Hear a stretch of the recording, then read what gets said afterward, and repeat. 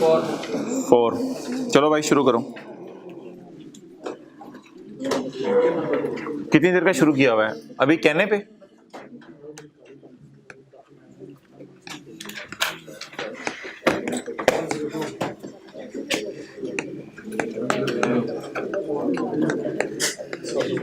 अच्छा भाई 2 lecture upload हुए थे पहले, 101 part A part B. Part A जो है वो 2 घंटे का था, पार्ट बी 1 घंटे 44 मिनट का था। आप लोगों के कहने की वजह से ना पार्ट बी भी 2 घंटे का होना था। अच्छा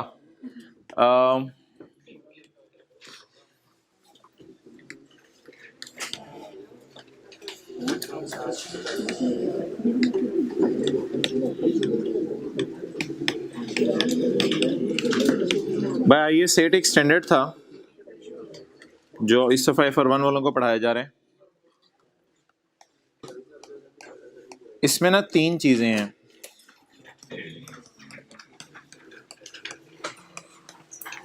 change in accounting policy,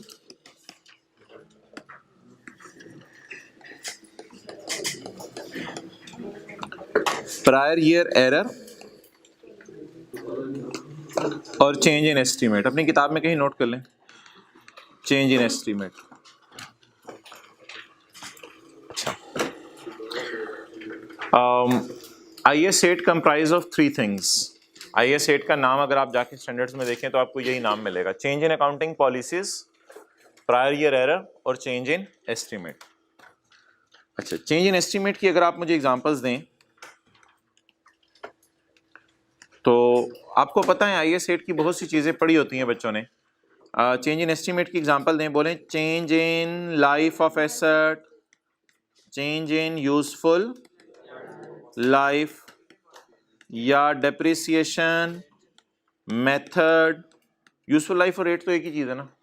depreciation method या residual value, it is called as बोलें चेंज इन एस्टीमेट। ये आपने FR1 में पढ़ा होता है या इंट्रो में पढ़ा होता है, यानी कि एसेट की लाइफ बदल गई, एसेट की रेजिडुअल वैल्यू बदल गई चलते चलते, पहले सोचा था कुछ और है अब कुछ और है। एक और चेंज इन एस्टीमेट है जो आप लोगों ने FAR2 के अंदर पढ़ा है, वो चेंज इन एस्टीमेट है change in decommissioning cost.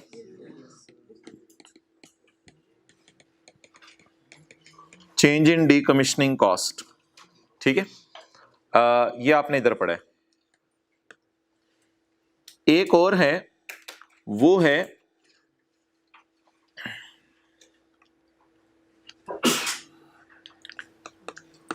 Tax assessment bye tax authorities. Tax assessment किसने की जी? टैक्स अथॉरिटीज ने। ये भी एक चेंज इन एस्टीमेट है, ये भी चेंज इन एस्टीमेट है। Change in useful life, change in depreciation, change in residual value, change in decommissioning cost, tax assessment, change in tax assessment bye tax authorities. अच्छा, change in policy ना जरूरत पड़ी मैं आपको पढ़ा दूंगा।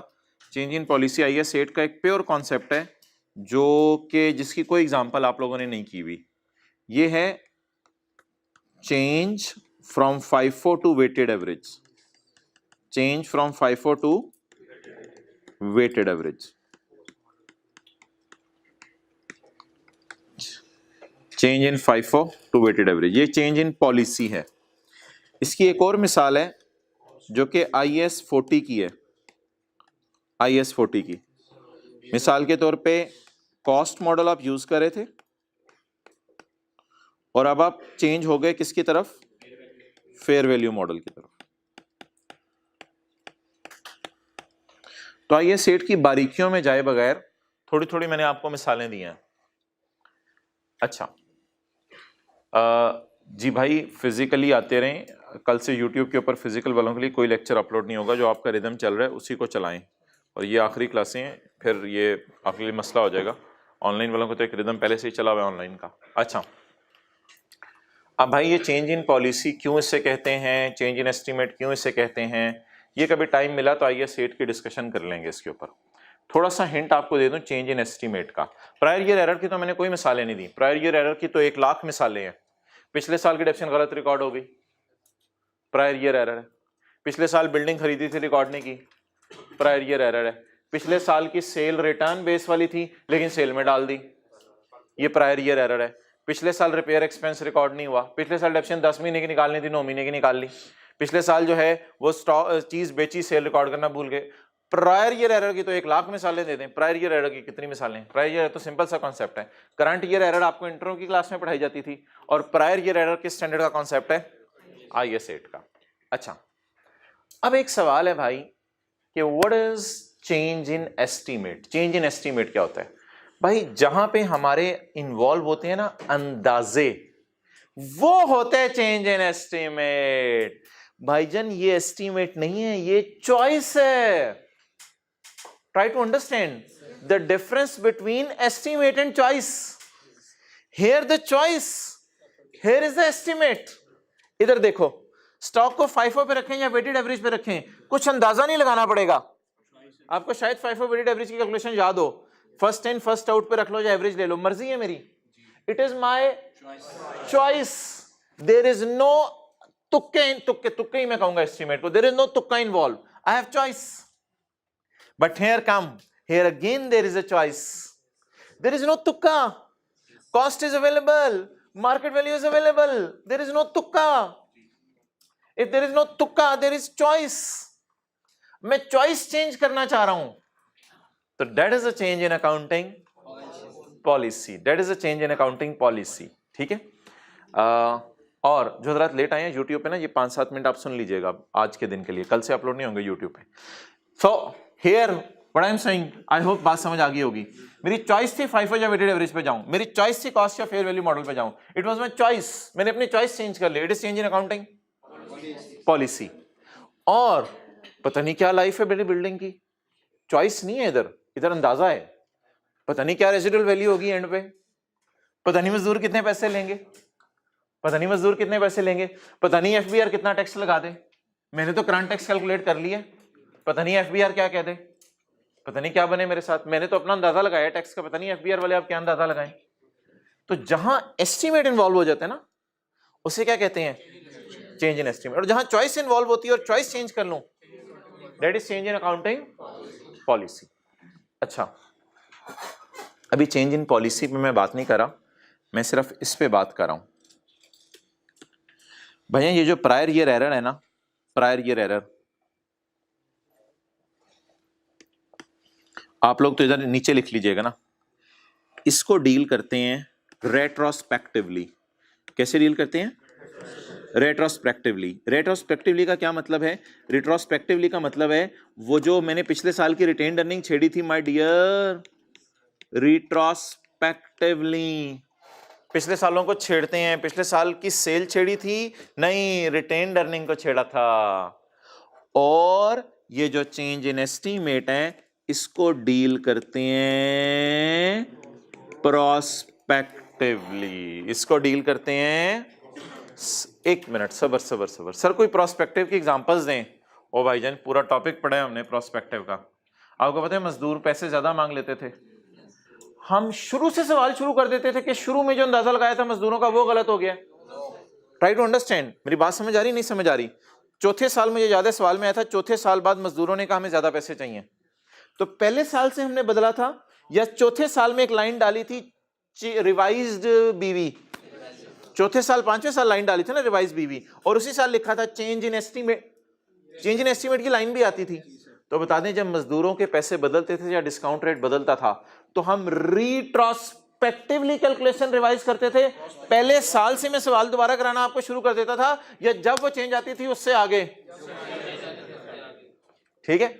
और इंट्रो के अंदर FR1 के अंदर आपने ये पढ़ा हुआ है, अगर एसेट की लाइफ बदल जाती थी तो पिछले साल फारक करें, बाढ़ में गए पिछले साल, अगले सालों से आप चेंज करना शुरू करते थे। इसको क्या कहते हैं? रिमेनिंग लाइफ वगैरह निकालते थे, इसे क्या कहते हैं? प्रोस्पेक्टिवली। टैक्स मैंने अंदाजा लगाया था टैक्स इतना देने, मैंने अंदाजा लगाया मेरा टैक्स है 7,000, टैक्स वालों ने कहा फुल एंड फाइनल 5,000 ली थी पिछली क्लास। मैंने अंदाजा लगाया मेरा टैक्स कितने? 7,000, मैंने तो अंदाजा ही लगाया था ना। टैक्स वालों ने चेक किया, टैक्स वालों ने कहा फुल एंड फाइनल है, खत्म होगी बात, आपका टैक्स 5,000 है। तो बता दें ये मेरा अंदाजा बदल गया, तो it is change in estimate. इसको इस साल में डालना है या इसको पिछले साल में डालना है? इसको इस साल में डालना है या रिटेन्ड अर्निंग में डालना है? इस साल में कल टैक्स जो बदला था वो मैंने इसी साल में डाला था। ये फॉर द ईयर P&L था। ये मेरा कौन सा P&L था? 30 जून 2000। इस साल में पिछले साल की गलती सही कर रहा था, लेकिन भाईजान इस गलती की नेचर ये गलती नहीं थी, ये एक अंदाजा था, ये चेंज इन एस्टीमेट था, इसलिए इसको इसी साल डाला मैंने। फॉर द ईयर में पिछले साल की चीज सही कर रहा हूं, आपको तो ये लग रहा है, लेकिन मैंने कहा IAS 8 की रोशनी में ये चेंज इन एस्टीमेट है, कोई मसला नहीं, पिछले साल की चीज इस साल सही कर सकते हैं। प्रोस्पेक्टिवली का मतलब होता है इस साल में इसको सही करें या पिछले साल में जाके। रिट्रोस्पेक्टिवली कल एक गलती सही की थी, जो सेल कम की थी मैंने यहां नहीं की थी, सेल कम फॉर द ईयर सेल कम नहीं की थी मैंने, जा देखें प्रायर ईयर एरर करेक्शन, तो ये थी प्रायर ईयर एरर करेक्शन जिसे मैं पिछले साल जाके सही करा था रेट्रोस्पेक्टिवली, और ये था change in estimate as per IAS 8, इसलिए मैंने इस गलती को कब सही कर दिया था? इसी साल। डन।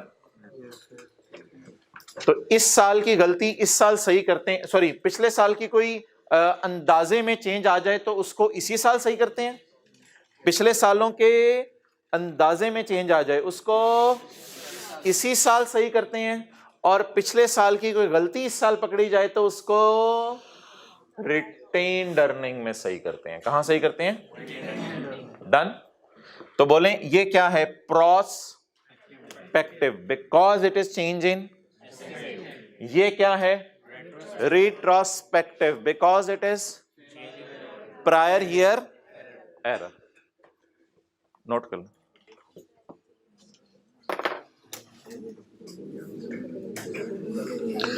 तो एक खलिश सी मैंने छोड़ दी थी कल की क्लास में आपके दिमाग में कि सेल पिछले साल की सही हो रही थी और पिछले साल का टैक्स सही हो रहा था। मैंने कहा था मैं बताऊंगा किसको कैसे डील करना है, तो वो आज मेरी बात मुकम्मल हो गई। पिछले साल की सेल की गलती को कहां सही किया? प्रायर ईयर एरर के नाम से, पिछले साल में जाके। रिट्रोस्पेक्टिव का क्या मतलब होता है? किसको छेड़ो? रिटेन्ड अर्निंग को छेड़ो। और प्रोस्पेक्टिव का क्या मतलब होता है? इसी साल को छेड़ दो, पिछले सालों को छेड़ने की जरूरत नहीं है। तो अकाउंटिंग पॉलिसी को छोड़ दो भी, फिर वो IAS 8 की एक मुकम्मल बहस है, वो फिर शुरू हो जाएगी, सब्र कर दो। अकाउंटिंग पॉलिसी को भी रिट्रोस्पेक्टिवली करते हैं, वैसे रिट्रोस्पेक्टिवली करते हैं, वैसे हल्का फुल्का रिट्रोस्पेक्टिवली करते हैं, लेकिन इसमें कुछ एक्सेप्शंस अवेलेबल हैं, वो मैं वो नहीं पढ़ाऊंगा। इसको रिट्रोस्पेक्टिवली करते हैं, चेंज इन अकाउंटिंग पॉलिसी को। अच्छा, अब जी अगली बात जरा आपने गौर से सुननी है। हमारा सवाल जहां पे छोड़ा था वो आखिरी एडजस्टमेंट सवाल की रह गई थी, उसको देख लेते हैं।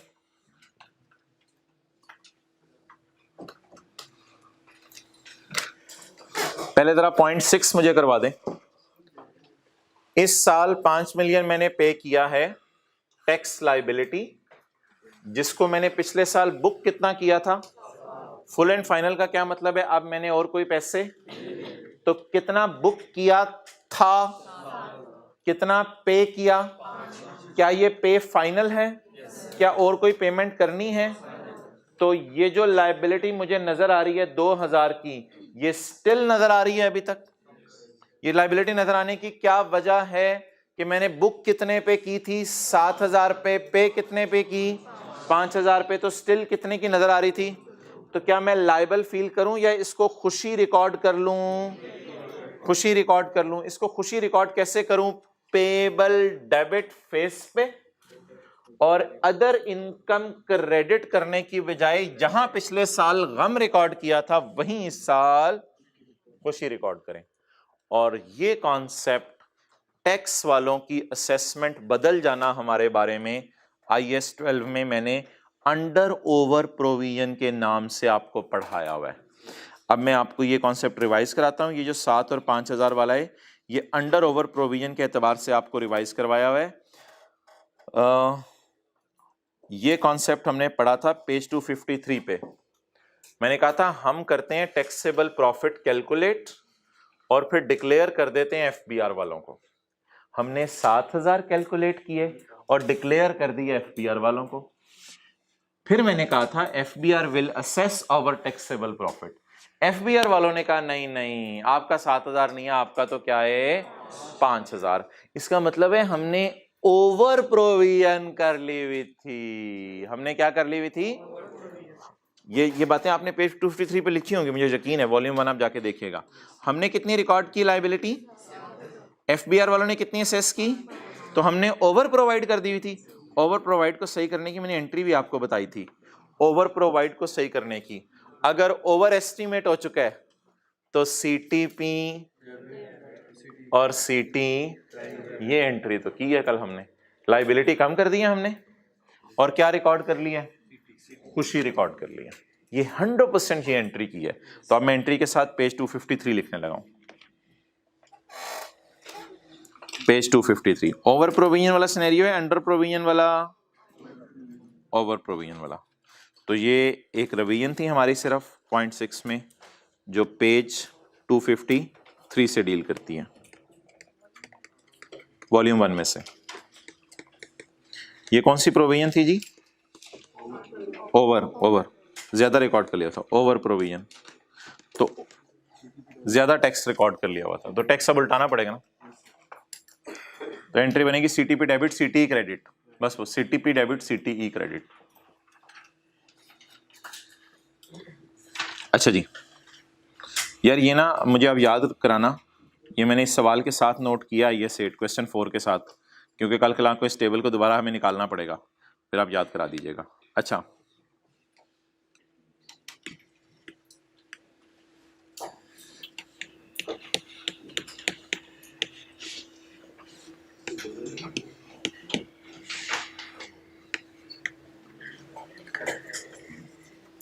यार ये सेल है 770 की, ट्रायल में नजर आ रही है आपको?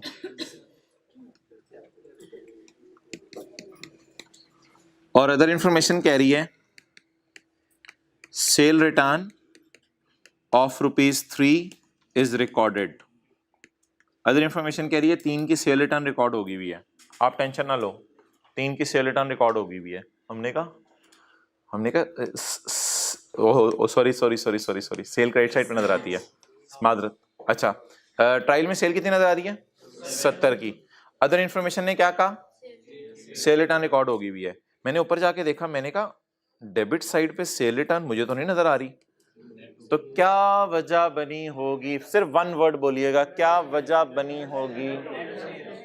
तो फिर इसका मतलब है अगर ऐसे नजर आ रहा होता ना, तो फिर ये 73 होता और ये फिर 3 होता, फिर शायद ऐसे होता। लेकिन अगर ट्रायल के मुंह पे क्या नजर आ रही है? सेल। ट्रायल के मुंह पे क्या नजर आ रही है? और अदर इंफॉर्मेशन कह रही है 3। इस तरह की एक और भी मैंने बात की थी, कैश इज डेबिटेड और वो सब। अगर अदर इंफॉर्मेशन कह रही है भाईजान सेल रिटर्न रिकॉर्ड हो गई है, तो मैं पागलों की तरह ढूंढूंगा नहीं, कहां नेट हो गई है? सेल से नेट हो गई है। डन। लिख देना चाहिए नेट, लेकिन ये बात भी काफी थी नीचे वाली, इधर रिकॉर्डेड तो कहां है, फिर सेल से नेट हो गया। डन। अच्छा, फिर माइनस करना पड़ता। अच्छा, ये एसेट नजर आ रहे हैं 100 रुपए के, आप दीवाना हुआ ढूंढ रहे हैं, कम रिडक्शन नजर ही नहीं आ रही और सवाल में कोई डाटा भी नहीं, क्या करें फिर? और नेट बुक वैल्यू है, नेट होगी हुई है, कम रिडक्शन कहाँ है? ट्रायल में क्यों नहीं नजर आ रही? क्या होगी हुई है? नेट होगी हुई है। क्लियर? अच्छा,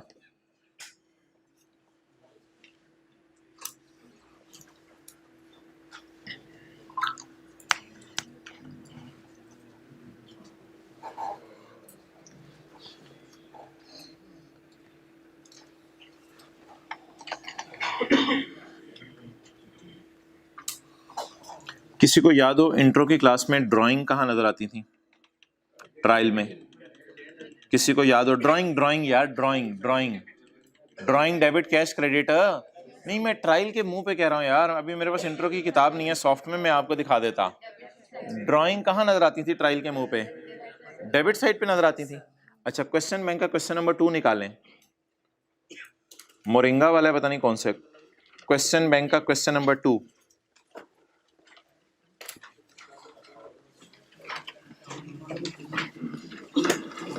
page number 335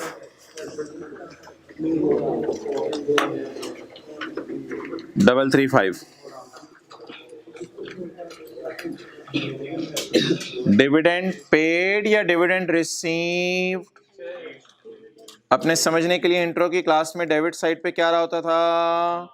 drawings debit, cash credit. तो इधर डिविडेंड डेबिट, कैश क्रेडिट। ये डिविडेंड पे हुआ है या मिला है? अदर इनकम में डालें या पैट में से यूजर्स को बांटें? ये मिला है, अदर इनकम में डालें। क्रेडिट पे नजर आ रहा है, मिले या बांटने वाला है? नेस्ले वाले मिसाल के तौर पे पहाड़ की चोटी पे खड़े होके डिविडेंड नीचे को फेंक रहे हैं। इसकी एंट्री बताई थी, retained earning debit, dividend payable credit, या अगर पे हो गया तो नेस्ले वाले ऊपर से डिविडेंड फेंक रहे हैं नीचे। इस डिविडेंड को कहां लेके जाएं? अदर इनकम में डालें या इसका P&L से कोई ताल्लुक नहीं है? इसका P&L से कोई ताल्लुक नहीं है। ये किसका आइटम है? Statement of changes in equity का आइटम है। क्या सॉल्यूशन में जाके अल्लाह करे स्टेटमेंट ऑफ चेंज इक्विटी बनी है, उसमें से 125 अगर माइनस हो रहा हुआ तो हमारे इस एडजस्टमेंट को देखने के पैसे पूरे हो जाएंगे? Page 341 done done done done. Dividend retained earning वाले कॉलम में से बांट दिया। ड्राइंग भी आपको याद है प्रॉफिट्स में से माइनस होती थी। डन। तो डिविडेंड कहां माइनस होता है?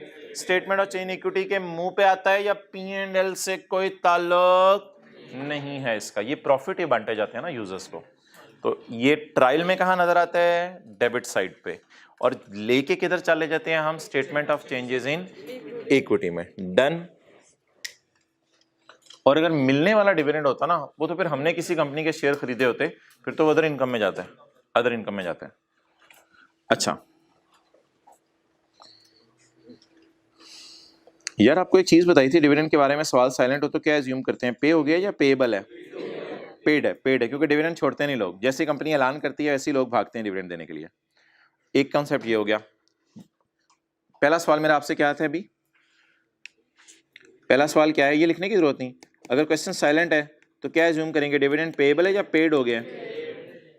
अगर क्वेश्चन साइलेंट है तो क्या एज्यूम करेंगे? कैश में डिविडेंड दिया या बोनस शेयर फेंके हैं पहाड़ से? ऑब्वियसली कैश में डिविडेंड दिया। अगर क्वेश्चन साइलेंट है तो कैश डिविडेंड होता है। तीसरा सवाल मेरा कि इस साल का फाइनल डिविडेंड रिकॉर्ड होगा या इस साल पिछले साल का? इस साल पिछले साल का फाइनल डिविडेंड रिकॉर्ड होगा। और चौथा सवाल मेरा, डिविडेंड अगर पे हो गया है तो अभी मैंने आपको सवाल दिखाया क्वेश्चन में का क्वेश्चन 2, ट्रायल में कहां नजर आना चाहिए? डेबिट साइड पे। So I ask you 4 questions again. अगर क्वेश्चन साइलेंट है तो डिविडेंड इज, अगर क्वेश्चन साइलेंट है तो कैश डिविडेंड है या बोनस डिविडेंड है? कैश डिविडेंड है। ये सारी बातें तकरीबन कंसोलिडेशन में की हुई हैं। अगर फाइनल डिविडेंड है तो इस साल वाला फाइनल डिविडेंड तो अगले साल रिकॉर्ड होने, हमारे साल फिर कौन सा रिकॉर्ड होने? पिछले साल वाला फाइनल। नेस्ले में भी आपको दिखाया था मैंने। और अगली बात, वैसे ट्रायल में डिविडेंड नजर कहां आना चाहिए? डेबिट साइड पे नजर आना चाहिए। क्लियर? इन सारी बातों को सामने रखते हुए हमारी एडजस्टमेंट पढ़ें जो रहेगी भी है सवाल की। यार कौन सी रहेगी भी है?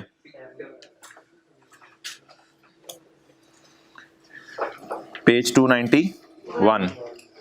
My dear, what is our year end? What is our year end? 30/15 plan करके चलें। 30/15 के साल में कौन सा फाइनल डिविडेंड डालने? 30/। ओके, पढ़ लें एडजस्टमेंट भाईजान, पढ़ लें एडजस्टमेंट। डिविडेंड शेयर कैपिटल पे परसेंटेज लगा के निकाल लें।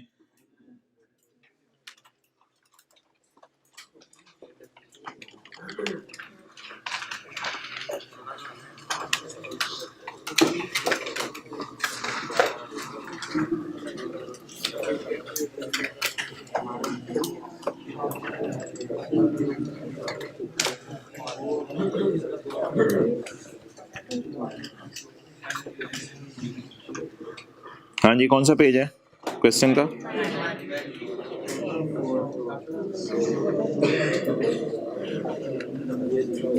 डन जी, अमाउंट निकाल ली।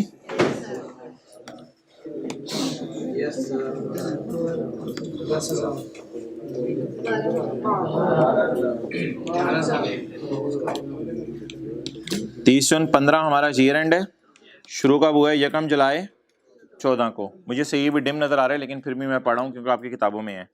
29 जुलाई 15, 29 जुलाई 15, the board of director proposed a final dividend at 15% for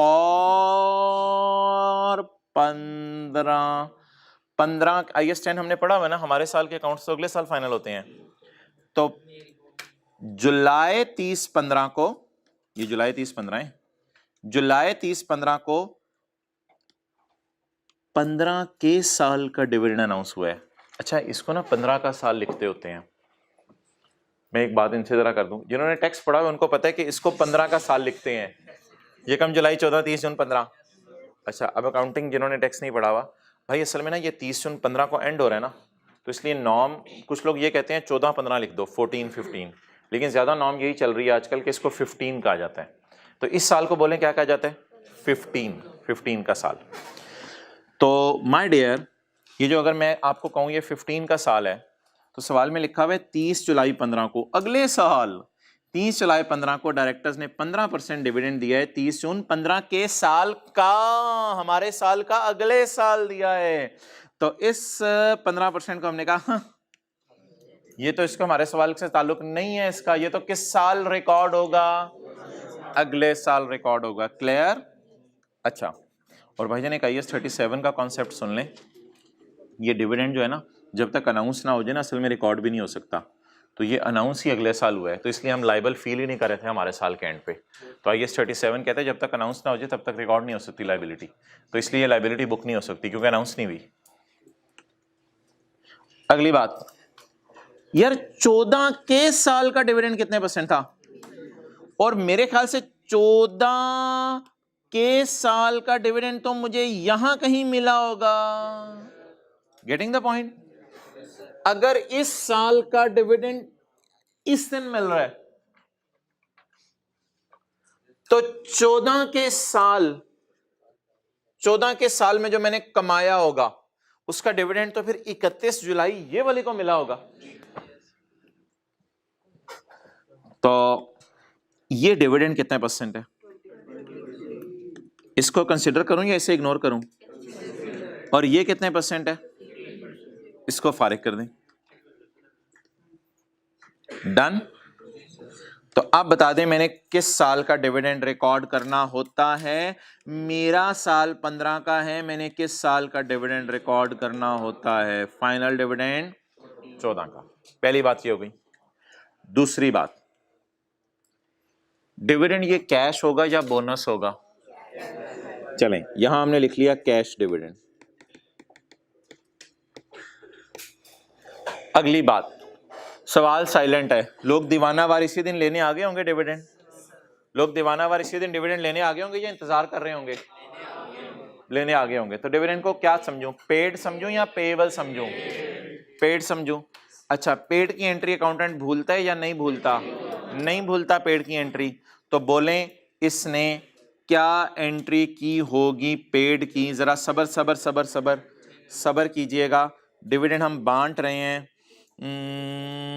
dividend हम बांट रहे हैं। ओ जबरदस्त यार, ये डिविडेंड बांट रहे हैं, ऊपर से सैलाब आ गया। बिल्कुल सही बोला है। Nestle announce dividend. Cash dividend बांटा है तो डिविडेंड डेबिट कैश क्रेडिट कर दें, कैश क्रेडिट कर दें, क्योंकि लोग नहीं, अगर सवाल कह दे कि डिविडेंड अनाउंस कर दिया लेकिन अभी तक हमने बांटा नहीं, तो फिर पेपर में पेएबल करना है। तो अभी तो मैंने क्या कहा हुआ है, अगर साइलेंट हो तो क्या एज्यूम करेंगे? डिविडेंड जैसे ही अनाउंस हुआ वैसे ही, क्योंकि लोग पागलों की तरह डिविडेंड लेने का इंतजार कर रहे होते हैं। ठीक है जी। तो आप बताएं क्या एंट्री करूं? डिविडेंड डेबिट कैश क्रेडिट या dividend debit payable credit? Dividend debit cash credit. Okay, consolidation का नॉलेज मैंने यूज किया है कि सवाल साइलेंट है तो डिविडेंड रिकॉर्ड हो गया है। जी भाईजान, क्या एंट्री हो चुकी है डिविडेंड की? Dividend debit cash credit, share capital कितना है सवाल में? 60,000 है, और रेट डिविडेंड का 20%, 12,000 डिविडेंड है। अच्छा जी, 12,000 का डिविडेंड पेड है। पेड की एंट्री अकाउंटेंट, डिविडेंड पेड का लफ्ज अभी मैं आपको दिखा के लाया हूं।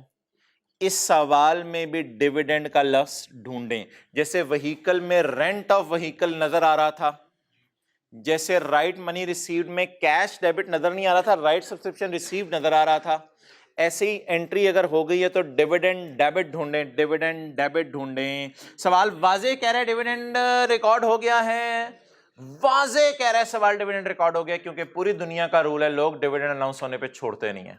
तो सवाल वाजे कह रहा है डिविडेंड रिकॉर्ड हो गया है, डिविडेंड डेबिट पे नजर नहीं आ रहा, सेल रिटर्न नजर नहीं आ रही, अकामुलेटेड डेप्रिसिएशन नजर नहीं आ रही, परचेज रिटर्न नजर नहीं आ रही, डिविडेंड नजर नहीं आ रहा। नेट किससे हुआ है? रिटेन्ड अर्निंग से। नेट किससे हुआ है? क्योंकि आपको पता है अकाउंटेंट एफिशिएंट होगा, उसने ऐसे करके ब्रैकेट में रिटेन्ड अर्निंग कर दिया होगा, तो उसने अर्निंग में से कम। तो अगर डिविडेंड फाइनल अकाउंट में नजर ना आए तो लिखिए रिटेन्ड अर्निंग में से माइनस हो चुके। अगर डिविडेंड फाइनल अकाउंट के सवाल में ट्रायल में नजर ना आए डेबिट साइड पे, अगर डिविडेंड पेड वाला, सॉरी बात अब फाइनल अब बन रही है, अगर डिविडेंड पेड वाला ट्रायल में डेबिट पर नजर ना आए तो बोलें जी रिटेन्ड अर्निंग में से माइनस हो चुका है।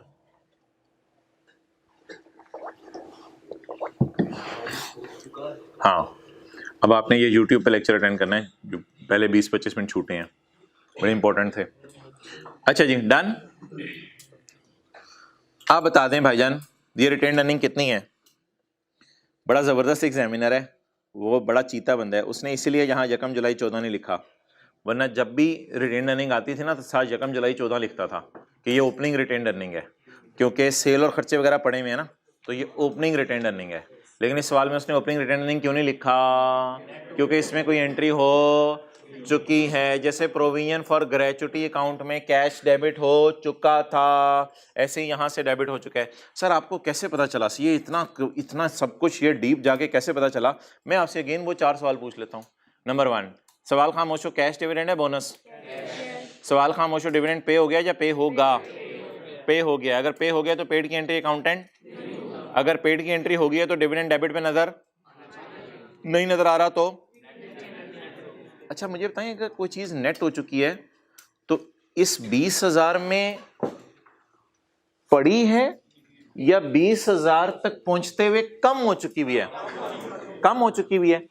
तो मुझे बताएं statement of changes in equity के फेस पे अगर मैं 20,000 शो कर दूं तो भी मेरी बैलेंस शीट टैली कर जाएगी, क्योंकि इस 20,000 तक डिविडेंड माइनस हो चुका है और माइनस भी होना होता है। लेकिन सवाल की रिक्वायरमेंट है statement of changes in equity बनाना, तो यूजर को बताएं तो सही डिविडेंड कितना है।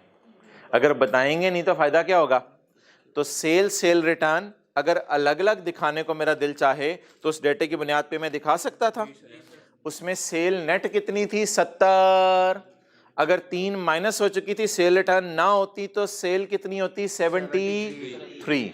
तो मोहतरम अगर कोई चीज नेट हो चुकी है किसी में से तो उसे ग्रॉस करना पड़ेगा। क्या मतलब है इस बात का?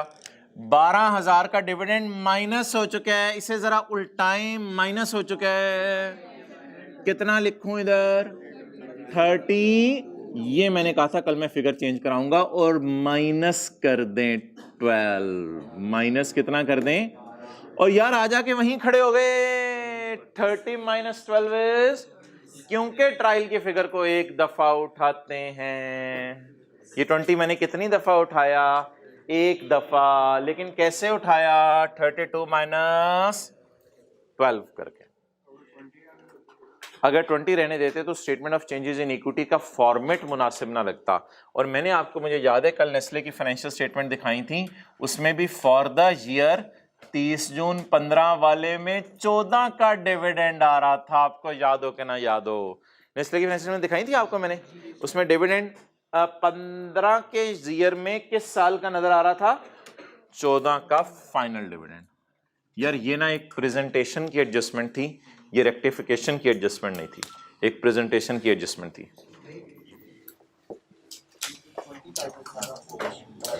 हाँ हाँ 20 किस लिए 32 है, स्टार डालें। सवाल में कितना गिवन था? 20। सवाल कहता है इस तक आते हुए क्या माइनस हो चुका है? डिविडेंड असल में डेबिट होता है ना, रिटेन अर्निंग को कम करता है, तो ये डिविडेंड कम कर चुका है। अगर ये कम ना करता तो रिटेन अर्निंग ज्यादा होती। अगर ये डिविडेंड इनको कम ना करता तो ये रिटेन अर्निंग, अगर अकम्युलेशन एसेट में से माइनस ना होती तो एसेट की प्राइस ज्यादा होती। अगर सेल रिटर्न सेल में से माइनस ना होती तो सेल, अगर डिविडेंड रिटेन अर्निंग में से माइनस ना होता तो रिटेन अर्निंग, वो ज्यादा वाली रिटेन अर्निंग मैं निकाल रहा हूं। 20 + 12 कितना? 32। अब 32 इधर लिख दें, लेकिन बेटर प्रेजेंटेशन के लिए डिविडेंड को माइनस करना ज्यादा अच्छा लग रहा है, ताकि यूजर को पता चले हमने डिविडेंड अनाउंस किया। तो ये एक थोड़ी सी एडजस्टमेंट थी सवाल में। अब सवालों का टोटल कर दें, और जो हजरात शुरू से आए हुए हैं, हाँ अगर डिविडेंड ट्रायल में पड़ा होता ना तो आई एम डैम श्योर कि फिर 20,000 की जगह 32,000 यहां आ रहा होता। अगर डिविडेंड ट्रायल में पड़ा होता तो फिर यहां 32,000 आ रहा होता, फिर यहां 32,000 आ रहा होना था, और फिर ट्रायल के अंदर क्या पड़ा होना था? डिविडेंड कितना? 12, क्योंकि फिर वहां से माइनस नहीं हुआ होना था ना, फिर सेल रिटर्न दोनों नजर आनी थी, तो फिर वो 32 पे नजर आ रहा होता और वो 20 अलग से नजर आ रहा होता। अच्छा, इससे मिलता जुलता सवाल हमने कौन सा देखा है? वो ज्यादा अच्छा सवाल है, क्वेश्चन बैंक का क्वेश्चन 2। उसमें क्या था? ट्रायल के मुंह पे डिविडेंड पेड, तो चुप करके हमने यहां पे जाके माइनस कर दिया था। सोल्यूशन मैंने आपको दिखाया था, इसमें मुंह पे नजर नहीं आ रहा, तो हमने इसको अलग करके दिखा दिया। अच्छा जी, और क्या जाना है यार? इधर काला और लाल, काला और लाल जाना है, तो चलें जी सवाल खत्म करें। सवाल ओवर हो गया। अच्छा, मुझे दो बातें बता दें जो कल हमने की थी। ये क्या थी? प्रायर ईयर एरर, इसको रिट्रोस्पेक्टिवली रिटेन अर्निंग में सही किया, और दूसरी क्या था? ये चेंज इन एस्टीमेट। पैट बताएं। 17039। अच्छा जी, अब इन दोनों को पकड़ें। 17039 और इधर भाई PCI 17,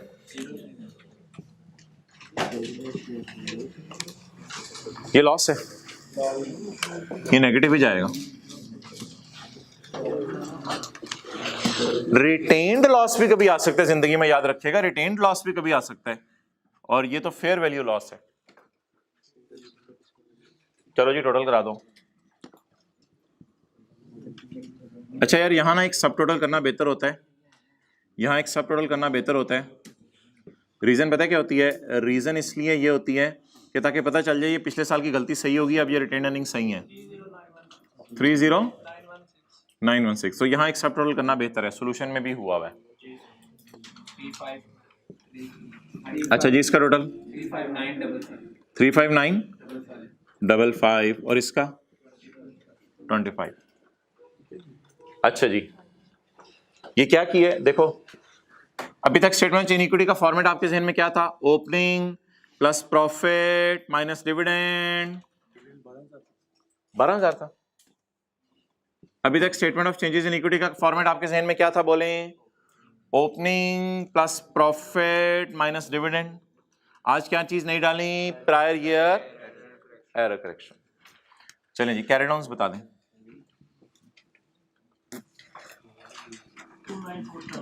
2947, इसका कैरी डाउन बता दें। 165, इसका कैरी डाउन, इन तीनों का जमा।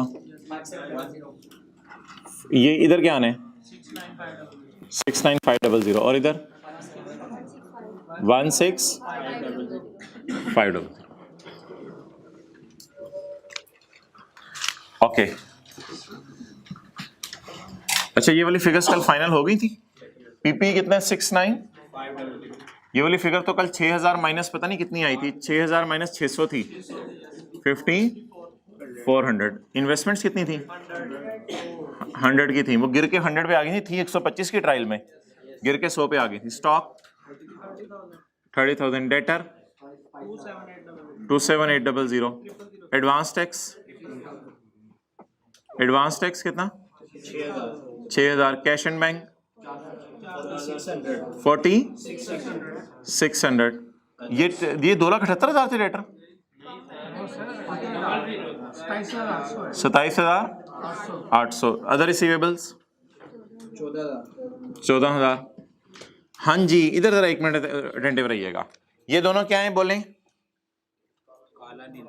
काला नीला नहीं, काला लाल है, लेकिन नदी है। नदी को पहले कहाँ लेके गए? दरिया में।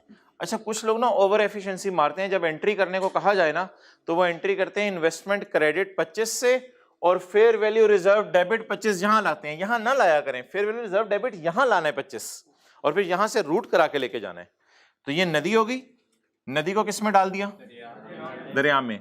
और ये यहां से दोनों किस में चले जाएंगे? समुद्र में। जी 60,000, रिटेन्ड अर्निंग 35955 और फेयर वैल्यू रिजर्व 25।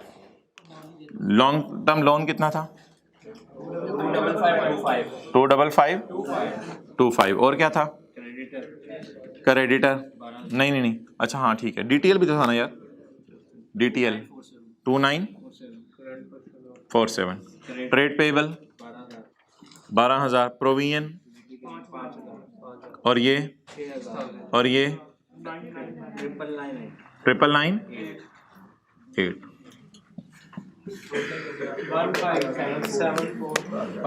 157000।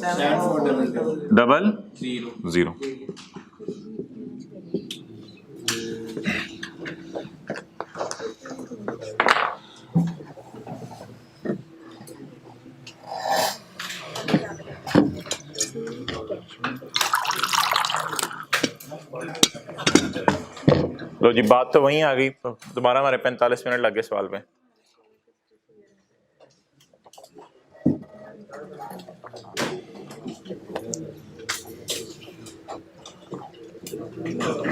तो भाई आप टाइम लग रहा है, लगने दें, आप क्या किया जा सकता है कि 8-10 फरवरी तक तो सिलेबस जाना पड़ेगा, अब और कोई हल नहीं है। क्या करें, आप बता दो क्या करें।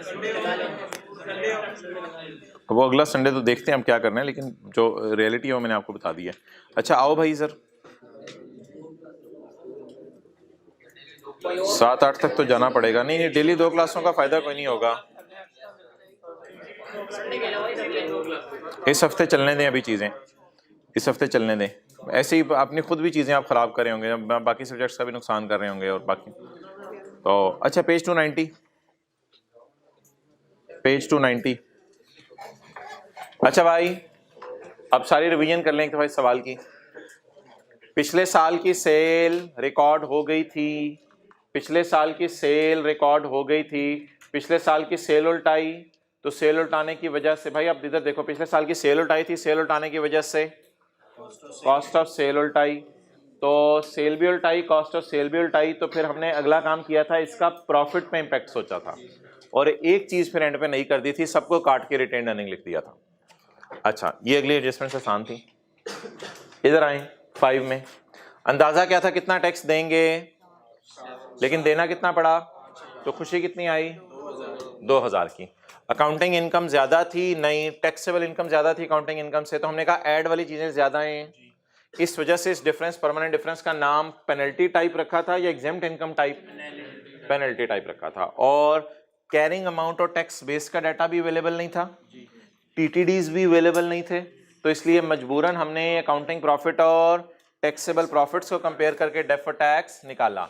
लेकिन जब अकाउंटिंग प्रॉफिट और टैक्सेबल प्रॉफिट को कंपेयर करके निकालें तो फिर एज ऑन नहीं आता, फॉर द ईयर आता है। और अगली बात ये थी, डिविडेंड पे हो चुका है, ट्रायल में नजर नहीं आ रहा, तो सेल रिटर्न नजर नहीं आ रही तो सेल में से माइनस हो चुकी है, डिविडेंड नजर नहीं आ रहा तो रिटर्न में माइनस हो चुका है। और आखिरी एडजस्टमेंट तो इन्वेस्टमेंट को रिवैल्यू करने की थी। अब ठीक है, 5-7 मिनट हमारे और ज़ाया होंगे, इसकी रिवीजन करनी है, इसकी रिवीजन करनी है इन्वेस्टमेंट्स वाली एडजस्टमेंट की। आप आ जाएं वॉल्यूम 2 के लेक्चर नोट्स में, पेज नंबर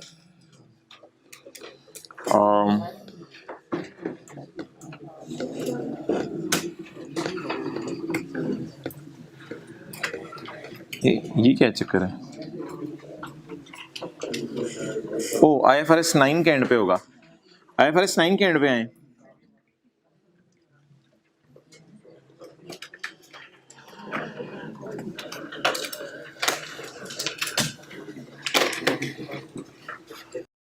जी भाई, पेज 409, पेज 409,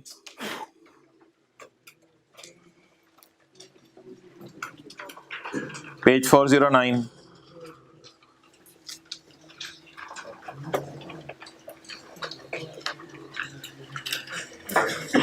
एक एक 2-2 मिनट इन सवालों को दें। क्वेश्चन 36 टिक कर लें। फाइनेंशियल इंस्ट्रूमेंट्स, ओ भाईजान फाइनेंशियल इंस्ट्रूमेंट एसेट साइड पे नजर आ रहे हैं, तो या तो ये इन्वेस्टमेंट इन शेयर होगा या इन्वेस्टमेंट इन डिवेंचर होगा, ये लाइबिलिटी नहीं होगी। पहली बात समझ आ गई? अच्छा, दूसरी बात, ट्रायल में नजर आ रहे हैं ना यार, ये पेज है 409, नजर आ रहे हैं फाइनेंशियल इंस्ट्रूमेंट 40-500 के ट्रायल में नजर आ रहे हैं। ये या तो इन्वेस्टमेंट इन शेयर्स होगा या इन्वेस्टमेंट इन डिवेंचर्स।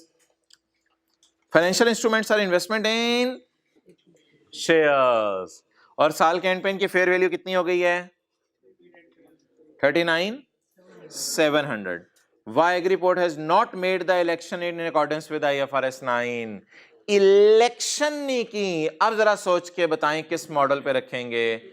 FATPL पे। इलेक्शन नहीं की, उस तरफ जाना पसंद नहीं किया, तो किस मॉडल पे रहेंगे? Fair value through profit and loss. अब बता दें, ये जो लॉस आएगा ये कहां जाएगा? P&L में। तो नीचे देखें, P&L में ये लॉस शो किया हुआ है, लॉस P&L में। PBT से ऊपर शो किया ना यार, अदर एक्सपेंसेस में शो कर दें, फाइनेंस एडमिन में रहने, अदर एक्सपेंसेस में शो कर दें। 800 का लॉस, और बैलेंस शीट में कितने पे चले जाएगा? 39।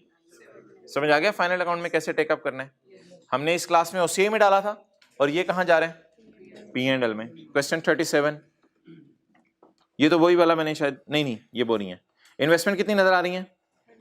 100। अगला सवाल, इन्वेस्टमेंट कितनी नजर आ रही है? 100। The company has made investment in Bablu limited during the year and irrevocably elected at initial recognition at fair value through OCI। तो ये भी इन्वेस्टमेंट इन शेयर होंगी, क्योंकि इंटरेस्ट रेट वगैरह नहीं दिया हुआ, तो इन्वेस्टमेंट के साथ लिख लें इन्वेस्टमेंट इन शेयर्स। अगर इंटरेस्ट वगैरह दिया हो तो इन्वेस्टमेंट इन डिवेंचर्स। अगर इंटरेस्ट वगैरह ना दिया हो, इन्वेस्टमेंट इन शेयर्स का मतलब है लेक्चर 1। इन्वेस्टमेंट इन शेयर्स का मतलब है लेक्चर 1। 100 से उठा के किस पे लाने? छोड़ें यार, टी अकाउंट ना बनाएं, जबानी बताएं। 100 से उठा के किस पे लाने? तो बैलेंस शीट में किस पे जाएगा? 27 पे, 127 पे। और फेयर वैल्यू रिजर्व इस साल का, फेयर वैल्यू रिजर्व इस साल का 27, ये SOCI में नजर आ जाएगा, OCI में, और बैलेंस शीट में भी यही 27 नजर आ जाएगा, बिल्कुल। लेकिन भाईजान ये काला है, ये लाल है। 27 लाल है ना? आप बोलें क्या क्या क्या करेंगे? ये तो पता नहीं क्या बन गया, ना काला ना लाल। इन दोनों को पकड़ेंगे, काले के और लाल को, और SOCI से कहां ले जाएंगे? Statement of changes in equity. मुझे बता दो देना था यार ये मसला। अच्छा, स्टेटमेंट चेंज इक्विटी में ले जाएंगे। स्टेटमेंट चेंज इक्विटी से उठा के ले आए, ये लाल आ गया और ये काला आ गया। अब लाल का बैलेंस बता दें, ये इधर आ गया। तो तरतीब लिख लें, 1 मिनट माय डियर, तरतीब लिख लें। पहले यहां से कहां लेके जाते हैं? स्टेटमेंट ऑफ चेंजेस इन, और फिर इसको कहां लेके जाते हैं? बैलेंस शीट में। इसी तरह कर रहे थे ना हम। इधर देख लो यार, इधर लॉस था, उधर गेन है। पहले इनको कहां लेके जाएं? और फिर कहां? फिर इनको नहीं, फिर इनको बैलेंस शीट। रिवीजन हो गई, फायदा हो गया। अब इन चीजों पे टाइम लगता है भाई, अभी चीजें जल्दी कैसे की जा सकती हैं? ओके, अभी आपके असल में कोशिश करेंगे को 5-6 फरवरी तक अगर ख़त्म हो जाए, फिर आगे 2-3 दिन IAS 38 की भी रिवीजन करनी है और काफ़ी चीज़ों की भी रिवीजन है, कुछ और भी सवाल करने हैं। IAS 38 के कंसोलिडेशन के साथ भी 1-2 सवाल उसने दिए हुए हैं। ओके, तो वो अकेले आप चीज़ें करेंगे, मेरा नहीं ख्याल उस तरह मैनेज होंगी, इकट्ठे बैठ के कर लेंगे क्लासों में, वो ज़्यादा बेहतर तरीके से हो जाएंगी। तो आगे चलें जी। जी 27 का गेन आया है, हाँ। नहीं, वो उसको छोड़ो यार, बस कॉन्सेप्ट समझ आ गया। और नीला लाल नहीं होगा, नीला लाल क्यों मिक्स हुआ है? ओ भाईजान, काला लाल नीला इनका मिक्स हो गया, मैं इनको बताता हूं। काला हमने नाम रखा था पैट के लिए, नीला में यूज करा था रिवैल्यूएशन सरप्लस के लिए, और लाल में यूज कर रहा हूं फेयर वैल्यू रिजर्व, या गेन है या लॉस है मेरी बला से, लाल में यूज कर रहा हूं फेयर वैल्यू रिजर्व के लिए। अब समझ आई? ना तंग किया करो यार, ना छेड़ लंगानो, बस यार न्यूमेरिकल करें, न्यूमेरिकल फाइनल अकाउंट के ये यही इधर ही रहे लेक्चर नोट्स में।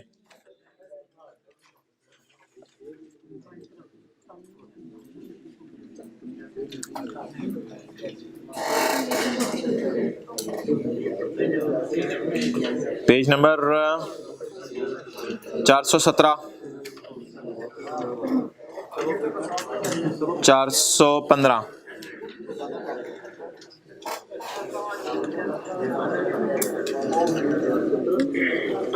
Prepare BL statement of financial position. ओ हाँ, प्रेयर BL की आपने फाइनेंशियल स्टेटमेंट्स बनानी है। किताब दे दो मुझे, ये व्हाइट बोर्ड मिटाओ। पढ़ें जी सवाल।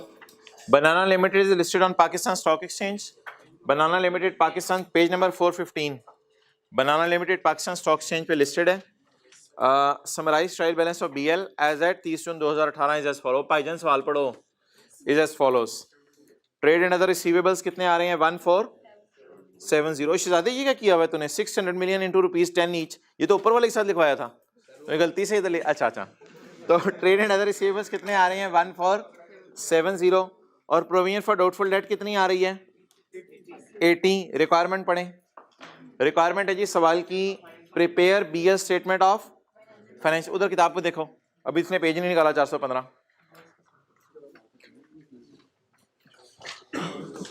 Prepare statement of financial position as at 30 June 2018 along with the relevant notes। भाईजान जब नोट्स मांग लेना तो अदर इंफॉर्मेशन में फिर रेक्टिफाइंग एंट्रीज नहीं आती, फिर अदर इंफॉर्मेशन में किसकी एडजस्टमेंट्स आती हैं? डिस्क्लोजर्स की। डिस्क्लोजर नैरेटिव भी हो सकते हैं अंग्रेजी में लिखने वाले, डिस्क्लोजर टेबुलर फॉर्म के अंदर भी हो सकते हैं, और करंट नॉन करंट की कोई बाइफर्केशन भी हो सकती है। तो ये डिस्क्लोजर्स का सवाल है, अंडरलाइन करें। नोट मांगा हुआ यार, ब्रैकेट छोड़ दें, अभी ब्रैकेट छोड़ दें। ये कोई नोट ऑन अकाउंटिंग पॉलिसीज होते हैं, ये नहीं बनाने। वैसे कल दिखाए थे अंग्रेजियां जो लिखी होती हैं, वो जो अंग्रेजियां लिखी हुई थी ना कल नेस्ले में, कहते हैं वो नहीं लिखनी बस। तो चलें जी, आसान सा सवाल है, सवाल को करते हैं। भाईजान ये पोस्ट क्लोजिंग ट्रायल होता है, जब नोट मांग ले। जब नोट मांग ले तो याद रखिएगा कौन सा ट्रायल होगा? Post closing. पोस्ट क्लोजिंग का क्या मतलब है? सारी एंट्रीज हो चुकी हैं या हमने करनी है, अनलेस के सवाल में कोई एडजस्टमेंट की अंग्रेजी इस तरह वाजे तौर पे आ जाए जिससे लगे कि क्या करनी है, एंट्री करनी है, वरना बाय डिफॉल्ट डिस्क्लोजर के सवाल में एंट्रीज हो चुकी हैं। ये पोस्ट क्लोजिंग है, सब हो चुका है हमारा। अच्छा इधर आए, बताएं जी ये पहला आइटम कौन सा दिया हुआ है इसने? Trade and other receivables.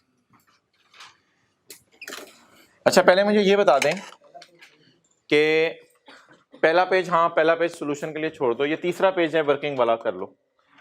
बल्कि पहला एक पेज पे ही इंशाल्लाह सोल्यूशन आ जाएगा। बैलेंस शीट 2 लाइन की बननी है और नीचे वो बन जाए। मुझे ये बताएं यार कि बैड डेट, रिटर्न ऑफ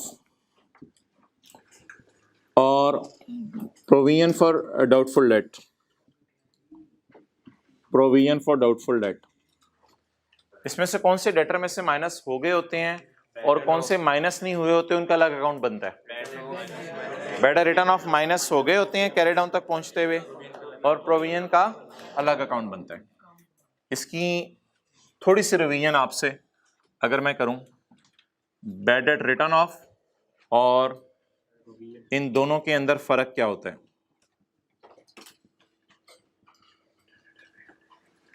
अच्छा,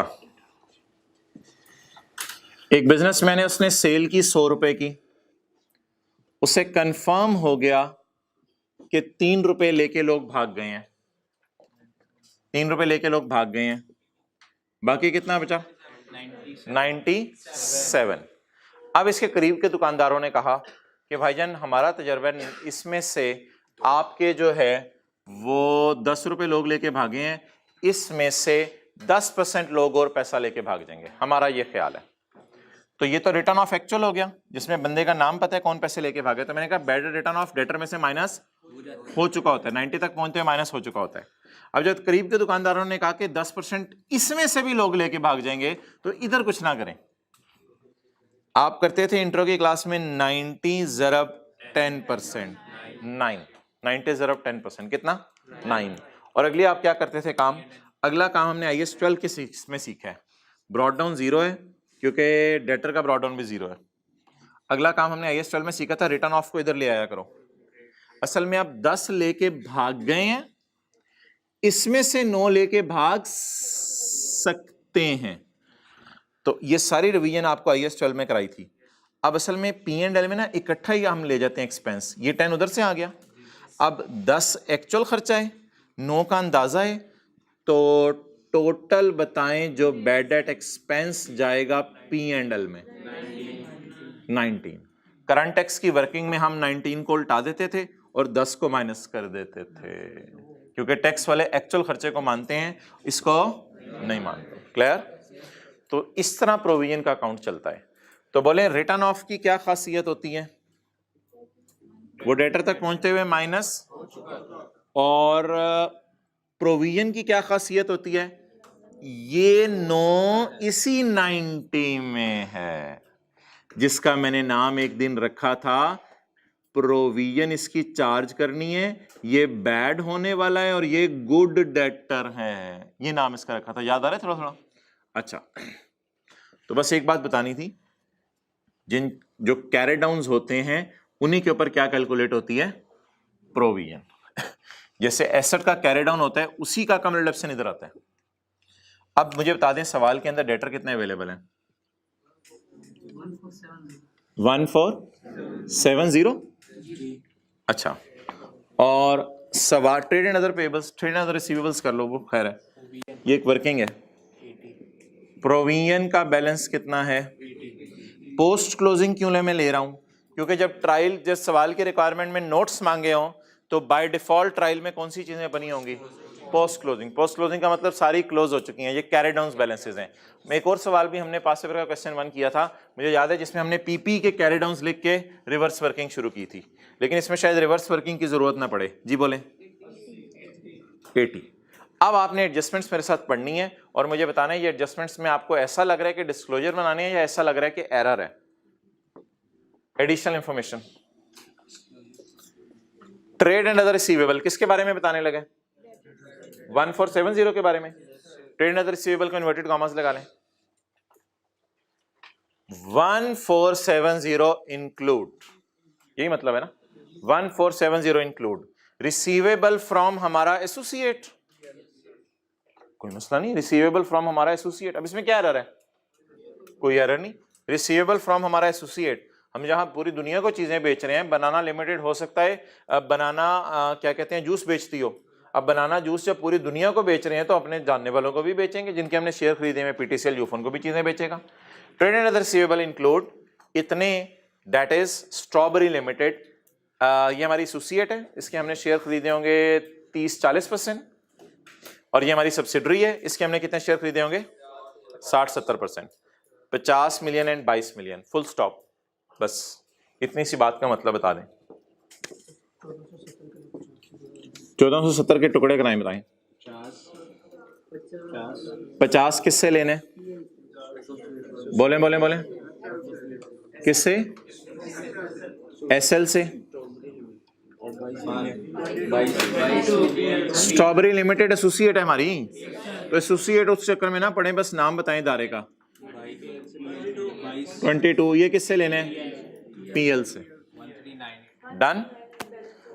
अब फुल स्टॉप से आगे नहीं पढ़ना, स्टिल बता दें जी मेरे जो साल के आखिर में डेटर हैं, मिसाल के तौर पे प्रिंसिपल साहब ये कहें कि यार ये मैंने स्टूडेंट से पैसे लेने हैं, इनमें पता चले एक प्रिंसिपल साहब का रिलेटिव भी पढ़ा है इधर, तो प्रिंसिपल साहब कहें उससे इतने पैसे लेने हैं, ऐसा हो सकता है? तो यही इदारा बात करे कि ये हमारे कैरी डाउन्स हैं, इनमें से इतने हमने अपने जानने वालों से लेने हैं। तो क्या अनजान लोगों से भी कोई पैसे लेने होंगे? तो अदर्स को बैलेंसिंग बता दें 1398 मेरे ख्याल से इस तरह की वर्किंग पेपर में एक्सेप्टेबल होगी, उसको मार्क्स नहीं काटने चाहिए। अच्छा तो असल तो फेस पे चीजें हमने लेके जानी है ना। डन हो गया, आगे पढ़े। अच्छा इसमें कोई मसला है या डिस्क्लोजर अब इसके बनाएंगे हम? अब हम लाइनें बना बना के इनको लाइनों में फेंकते जाएंगे और इसके डिस्क्लोजर बनाते रहेंगे।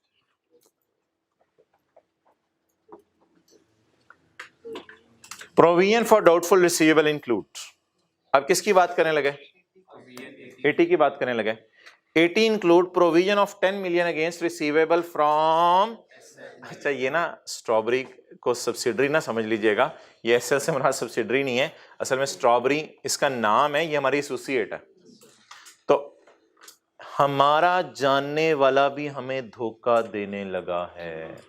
हमारा ख्याल है कि इससे, ऐसा बहुत रेयर होता है बिजनेस में, लेकिन अगर हो रहा है तो बताएं यूजर को, वो अफसोस ही किया जा रहा है ऐसे मुंह करके उतनी देर का। पर सवाल भी तो पढ़ ले।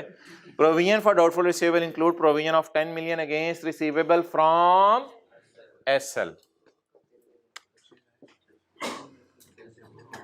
जी भाईजान ये लिख लूं लॉस एसएल का कितना?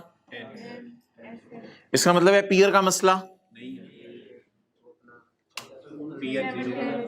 80 रुपए तो जानने वाला डज लगाएगा, 80 रुपए, 80 रुपए में से 10 रुपए जानने वाला डज लगाएगा हमें, तो बाकी 70 के बारे में ये इनमें से फिर भागेंगे ना, कितना? किन में से? अदर्स में से। चले यहां तक नोट कर लो, ये वर्किंग है, रजिस्टर के दूसरे सफे पे होगी।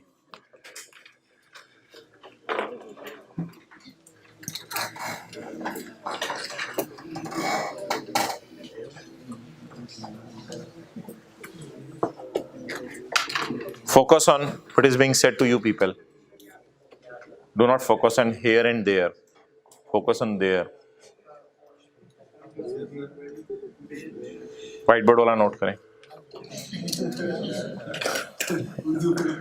अच्छा और दूजे बोलो थोड़ी मेहरबानी। भाईजान ऑन हो गया? अच्छा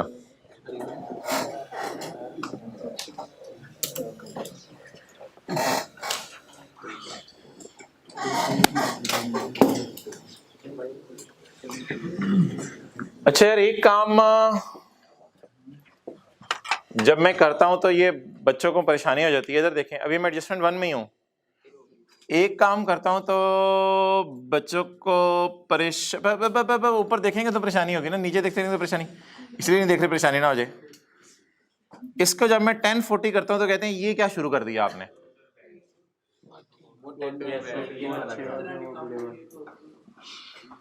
असल में इसको छोड़ें जरा, 1040 तो आपको ज्यादा कंफ्यूज करेगा। 50 में से 10 अभी मैंने बड़ी डिटेल से साबित किया है कि कैरी डाउन में जो प्रोविजन है वो इसमें भी पड़ी होती है, अभी बड़ी डिटेल से साबित हुआ था। 90 रुपए इधर आ रहा था, उसी 90 का 9% था इधर। तो क्या मैं कह सकता हूं एसएल के जो 50 है उसके 50 में से उसने 10 लेके भागना है, तो अब 50 को मैं तोड़ने लगाऊं और इसमें बताएं कितना मसला है? 70। डन हो गया। तो आप बता दें क्या आप प्रिंसिपली मेरे से एग्री करते हैं कि जो पहले ये बताएं 1470 में 80 पड़ा हुआ है, सुबह सुबह बात हुई आते हुए, अगर 1470 में 80 पड़ा हुआ है तो क्या 50 के अंदर ये वाला 10 पड़ा हुआ है?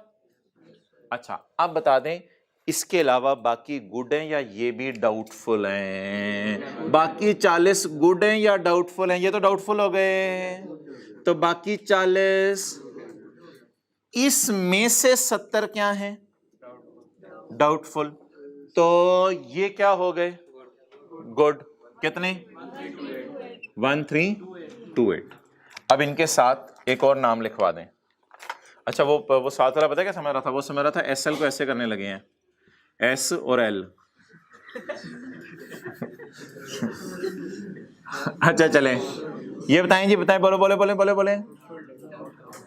डाउटफुल, गुड गुडा गुड,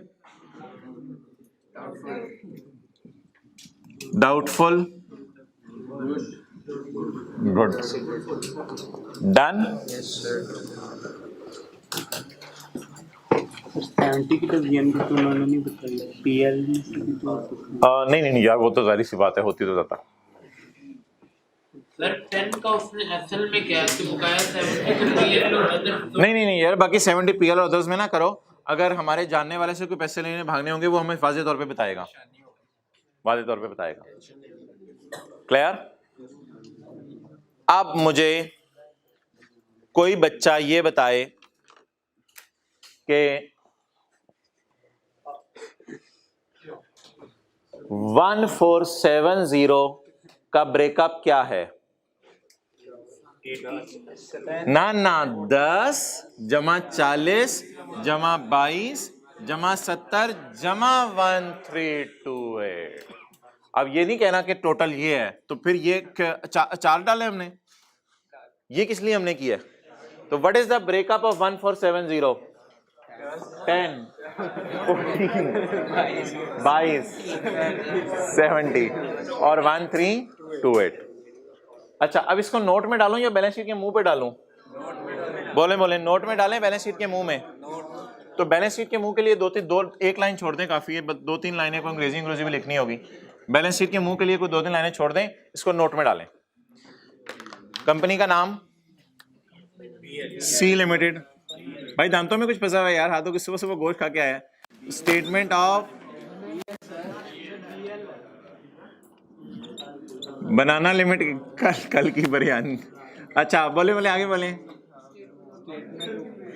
स्टेटमेंट नहीं है, note to the financial statement. जो सर के मार्कर से निकल जाए बस वही हरफे आखिर हो जाते हैं, सोच भी नहीं रहे होते क्या सवाल की रिक्वायरमेंट है।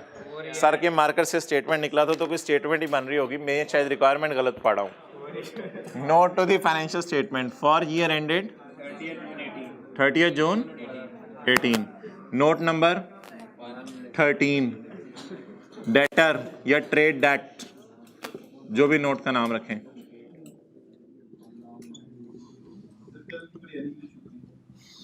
ट्रेड डेटा बातें आज जारी होती हैं भाईजान, रिकॉर्डिंग में मैंने सुने।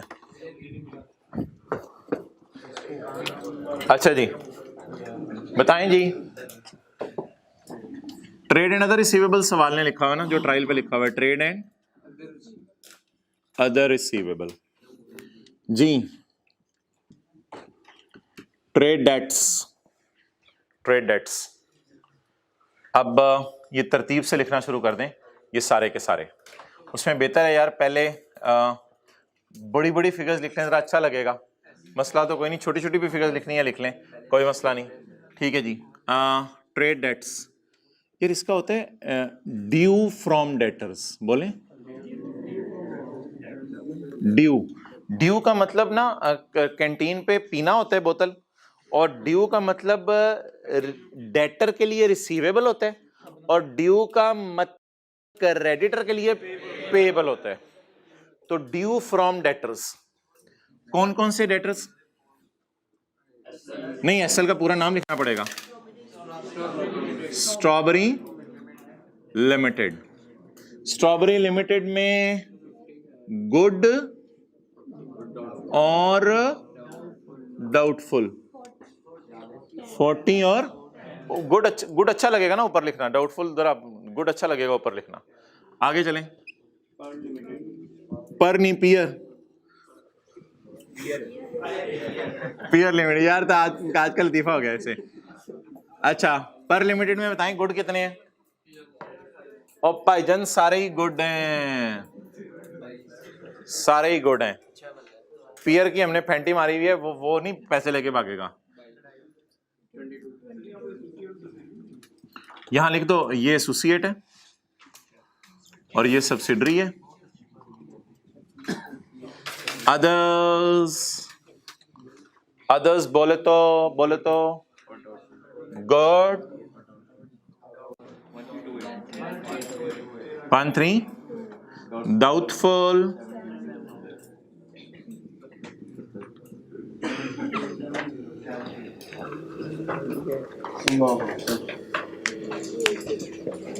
क्या आ गया जवाब?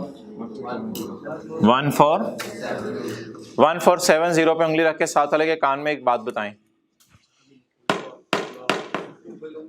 क्या कान में उसके बात बताएंगे? सोचें, कोई बताए। ट्रायल की फिगर एक दफा नजर आती है, ट्रायल की फिगर एक दफा नजर आती है। ये तो हमने इसको थोड़ो, ये तो इसको हमने तोड़ा है, सिर्फ छूटा, ये तो हमने इसको तोड़ा है। चलो भाई, आरिफ फ्लोर आने वाला है अच्छा, क्लास में। अच्छा चलें जी आगे। भाईजान इसका ब्रेकअप देना है? जी बिल्कुल, 70 और 10 का ब्रेकअप देना है। लेस बोले लेस प्रोविजन। इसको आप बेशक इकट्ठा शो कर दें, 10 जमा 70, ये वाली 10 और ये वाली 70, कितना हो गया? 80।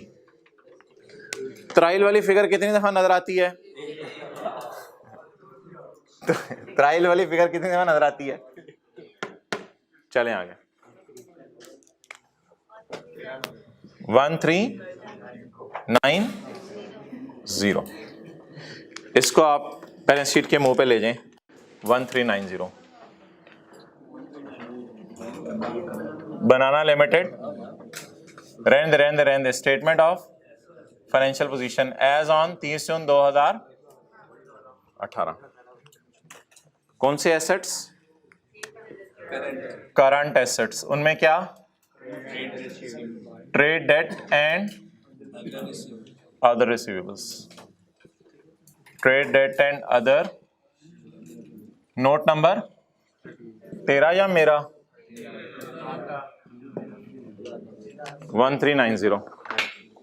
1390। ओ भाईजान ये किधर गई प्रोविजन? नेट हुई हुई है। अगर कोई चीज नेट हो चुकी हो तो दोबारा बतानी हो तो जमा करके बताएं। यही तो डिविडेंड में किया अभी। कहां गई प्रोविजन? नेट हुई हुई है। तो नेट हुई हुई है, तो अगर नेट के बगैर वाली बतानी होती तो फिर तो ज्यादा फिगर आती ना। तो अभी वो जो 32,000 हम लेके पहुंचे थे, 20,000 था पड़ा हुआ, 20 तक डिविडेंड माइनस हो चुका था, तो उसको उठा के किस पे ले गए थे? 32 पे। डन।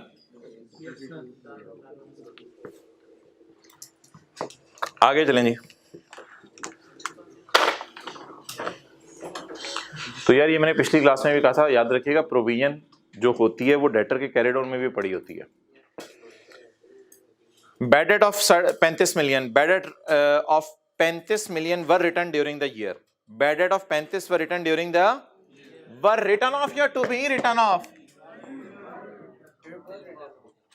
तो कोई नहीं भाईजान, इसकी एंट्री हो चुकी है, टेंशन ना लें।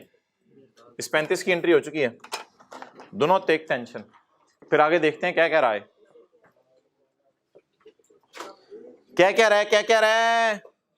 These include an amount of rupees 8 million receivable from, इसमें से 8 मिलियन के बैड डेट वो राइट ऑफ हो गए हैं जो एसएल लेके भागा है। जो लेके भागने हैं वो लगते, ये वो हैं जो वो लेके भाग चुका है। तो भाई इसमें ना पूरा 35 बताने की जरूरत नहीं है, इसमें आप लिख भी सकते हैं नरेटिव फॉर्म में 35, खाली 8 बता देंगे।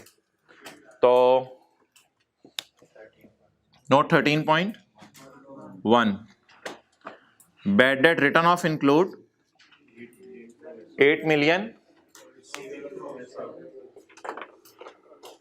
यानी एसएल ने इस साल हमें 10 डाल भी दिया है। पता नहीं एसएल बेचारे के हालात क्या हैं। हालांकि हमारी अपनी एसोसिएट कंपनी है, लेकिन डाउन ही जाई जा रही है, पैसे लेके भाग भी गई है और कुछ भागने वाली है। Bad debt written off include rupees 8 million receivable from SL, जो रिसीवेबल थे लेकिन अब तो राइट ऑफ हो गए हैं। पूरा 35 बताने की जरूरत नहीं है, लिख भी देंगे आप 35, तो कोई मसला नहीं। कोई डिस्क्लोजर में थोड़ी ज्यादा चीज चली जाए तो इतना मसला नहीं है।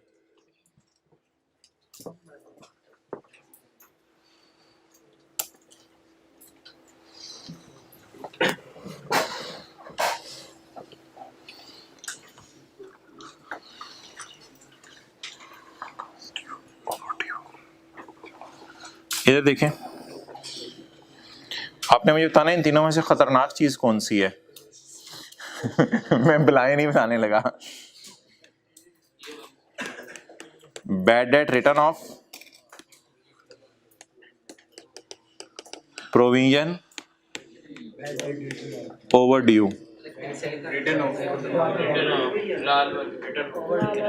अगर कोई बंदा पैसे लेके भाग जाए और उसका नाम भी हमें पता हो, इसे क्या कहते हैं? अगर अंदाजा है कि ये बंदा पैसे लेके भाग सकता है, भी भागा नहीं, प्रोविजन। अगर फीस जमा कराने की तारीख थी, जैसे ही सेशन स्टार्ट हुआ तो कॉलेज वालों ने कहा भाईजान आप क्लासें शुरू हो गई हैं, 2 दिन में आप कर लो आप नो।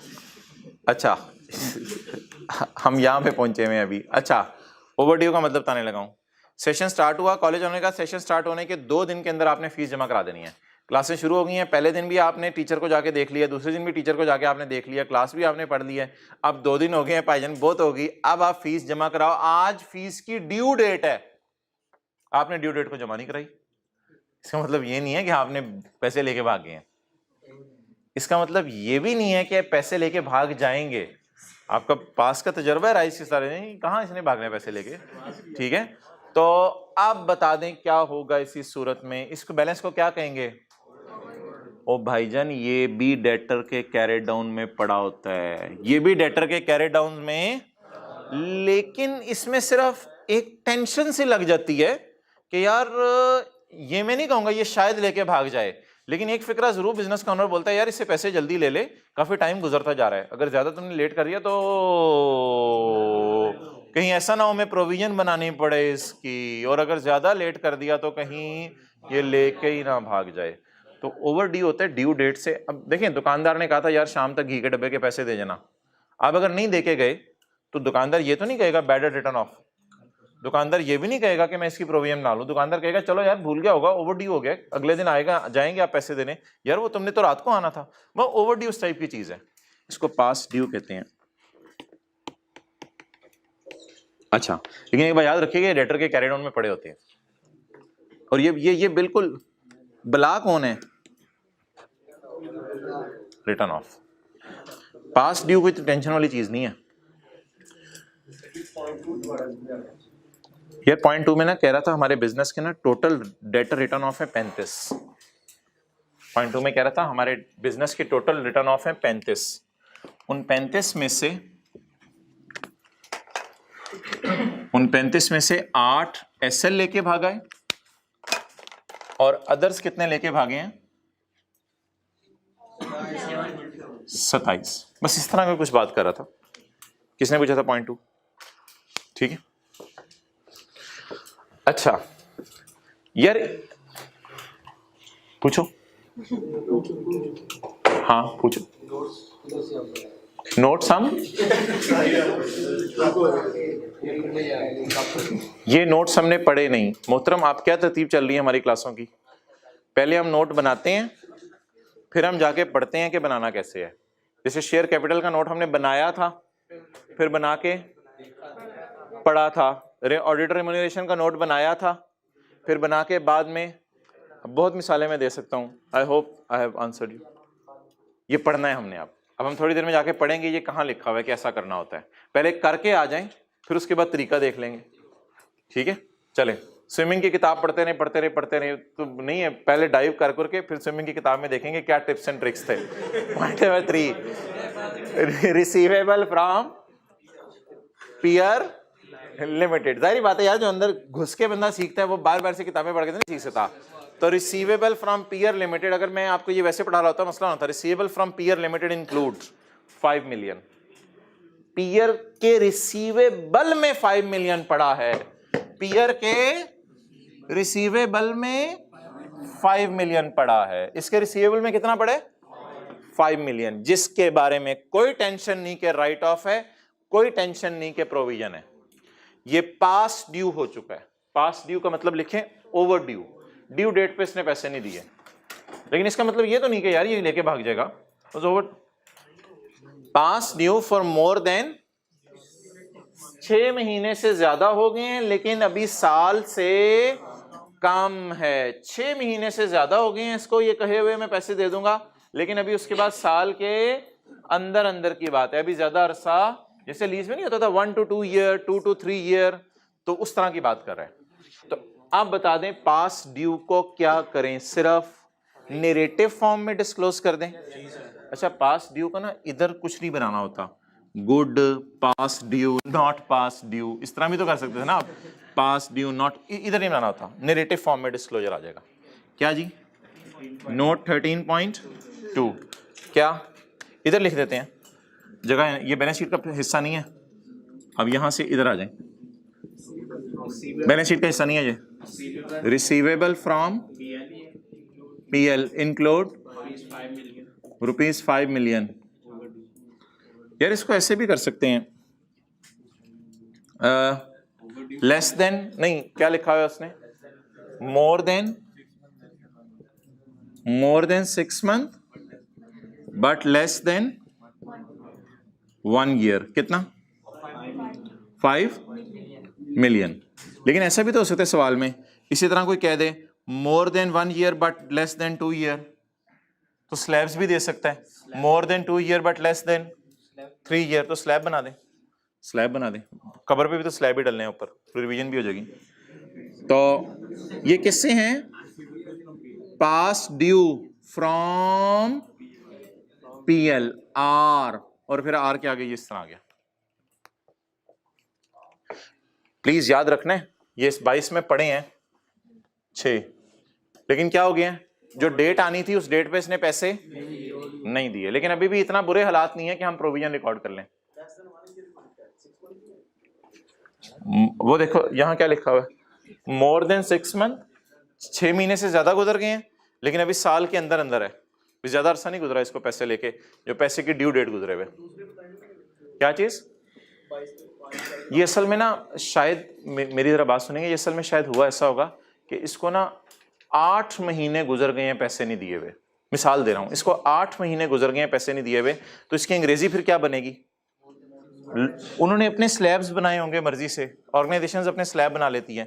अब एग्जैक्ट लिखना, इसको 8 महीने 10 दिन हो गए हैं पैसे नहीं दिए, इसको 9 महीने 12 दिन हो गए हैं पैसे नहीं दिए, तो वो तो खिचड़ी सी बन जाएगी।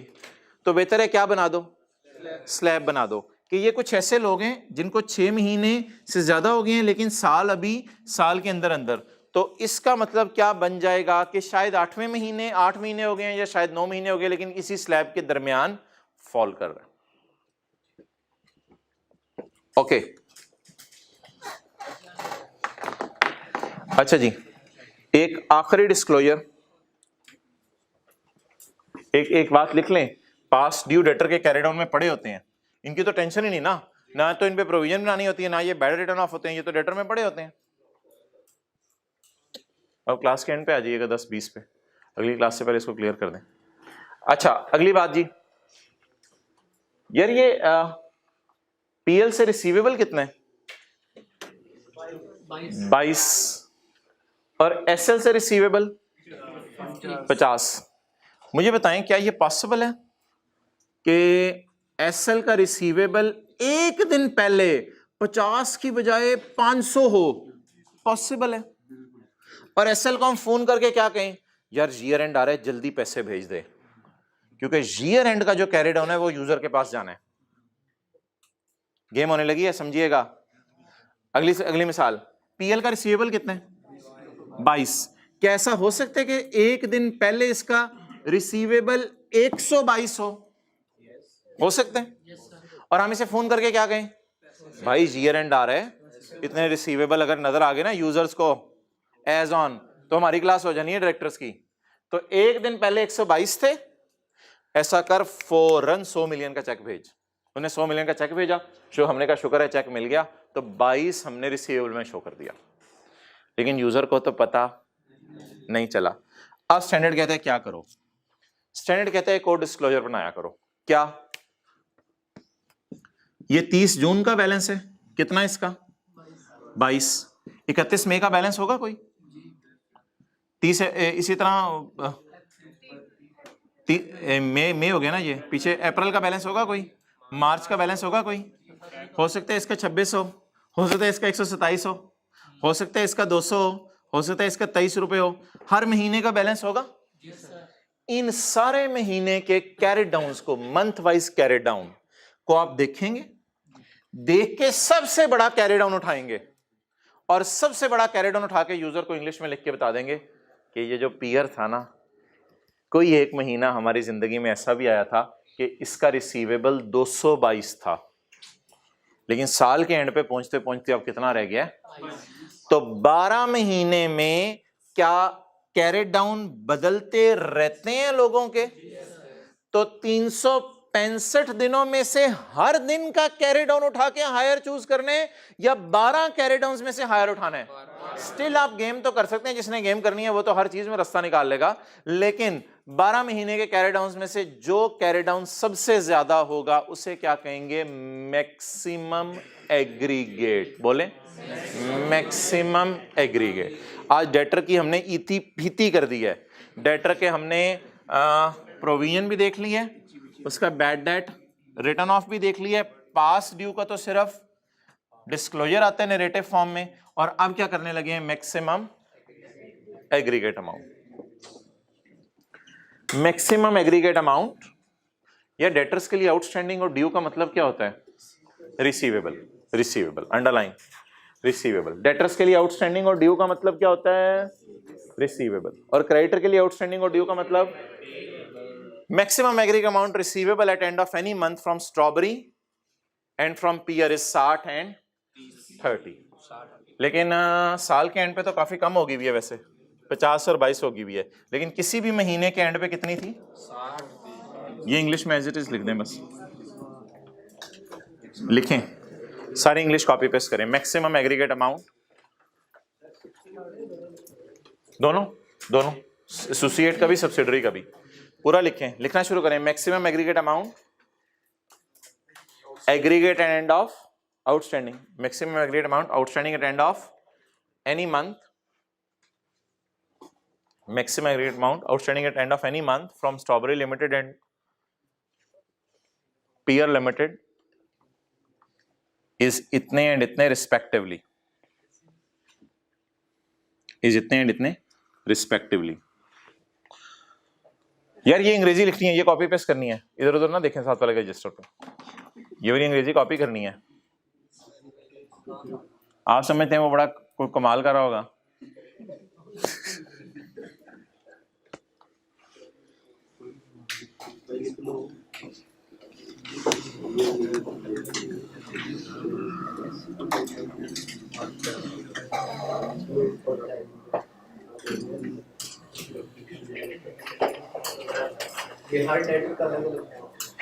हर डेटर का नहीं, जो अपने जानने वाले हैं, एसोसिएट सब्सिडियरी वगैरह। भाईजान यार ये वैसे ज्यादती आप सही नहीं कर रहे। सारा सवाल पूरा हो गया ना? ये आप सही नहीं कर रहे। आपने BSZ के सवाल में ना एक अकाउंट बनाया था और उसे स्टेटमेंट फॉर्म में कन्वर्ट किया था। BSZ के सवाल में आपने एक अकाउंट बनाया था और उसे स्टेटमेंट फॉर्म में कन्वर्ट किया था। प्रोविजन का कैरी डाउन बताएं। प्रोविजन का carry down 80। Bad debt written of during the year total है, ये टोटल है कितने? 35। BD भी मिसिंग है, बैड डेट एक्सपेंस भी मिसिंग है। भाई जो डिस्क्लोजर यार बनवा दिया हो उसको तो याद रखा करें।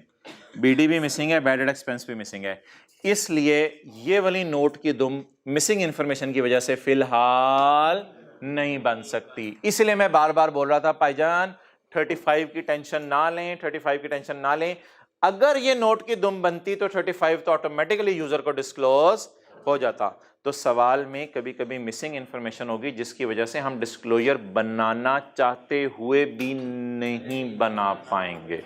तो लिखें BSZ में ये बनाया था, इस सवाल में डेटा अवेलेबल नहीं है। किस फॉर्म में बनाया था BSZ में? ये स्टेटमेंट फॉर्म में बनाया था। इसमें डाटा अवेलेबल क्यों नहीं है? अब ये तो मुझे भी शर्म सी आ रही है जवाब देते हुए इसका। यार बीडी अवेलेबल नहीं है ना, प्रोविजन फॉर डाउटफुल डेट का। उस सवाल में जाके देखें, सारी इंफॉर्मेशन अवेलेबल थी, सिर्फ बीडी मिसिंग था। स्टेटमेंट फॉर्म में ये नहीं बनाया क्योंकि डेटा अवेलेबल नहीं है। बीएस सेट का सवाल है, पास पेपर क्वेश्चन 1, उसकी जाके देख लें आप। एडजस्टमेंट नंबर 3rd लास्ट है मेरे ख्याल से। कल से लेक्चर अपलोड नहीं होगा यूट्यूब के ऊपर। अच्छा जी, वो भाईजान के दिल में खलिश रह जानी है कि ये हमने सारा बनाया क्यों है, हमें किसने कहा था बनाने को, वो इंशाल्लाह खलिश अब रिमूव करते हैं। तो 3 बातें आपने क्या सीखी? प्रोविजन कैरेट डाउन में पड़ी होती है, better return of carried down में नहीं पड़े होते, और पास ड्यू कैरेट डाउन में पड़े होते हैं। लेकिन एक बात आप जरूर लिख लें, पास ड्यू और मैक्सिमम एग्रीगेट अमाउंट का हमेशा, बल्कि एसोसिएट के इसका भी, ये 35 तो स्टेटमेंट फॉर्म में जा सकता था, लेकिन ये जो सारा डाटा है इसका हमेशा नैरेटिव डिस्क्लोजर ही बनेगा। कौन सा डिस्क्लोजर बनेगा? मैक्सिमम एग्रीगेट अमाउंट का भी कौन सा डिस्क्लोजर बनेगा? नैरेटिव। पास ड्यू का भी नैरेटिव डिस्क्लोजर बनेगा। और मेरे जानने वाले के कितने बैड डेट हैं उसका भी नैरेटिव डिस्क्लोजर। नैरेटिव का क्या मतलब है? स्टेटमेंट बनाने की जरूरत, और ये 35 यहां जा सकता था और बाकी डेटा अवेलेबल होता तो स्टेटमेंट फॉर्म में कन्वर्ट करते। कैसे किया था? Opening plus expense minus written off is equal to closing. अच्छा, पेज इसका कौन सा बन रहा है भाई? करंट एसेट्स के डिस्क्लोजर हैं ये। पेज नंबर बता दें फाइनल अकाउंट में।